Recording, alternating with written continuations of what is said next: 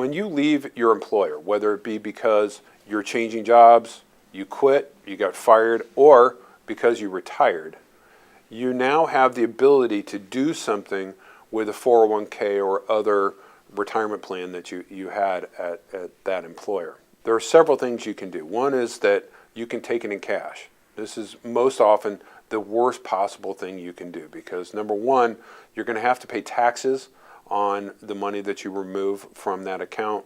Number two, if you're under age 59 and a half, you're going to have to pay a penalty for doing it, and typically a bad idea.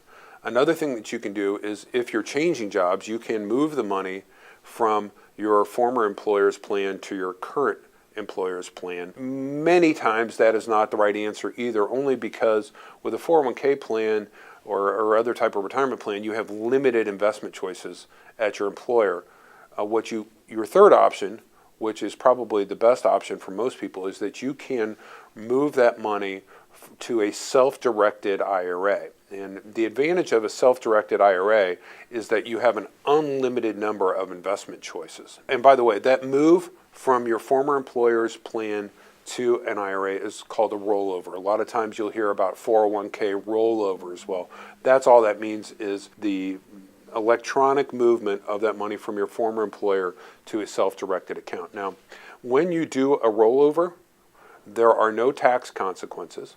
So the money that was tax protected in your 401k is still tax protected in your self-directed IRA. There are no penalties and there should be no expense to do that transfer. Once the money gets into that IRA, it's self-directed, which means that we want to make the most of those funds and make sure that they're allocated, that is split between different types of investments in a way that's appropriate for you.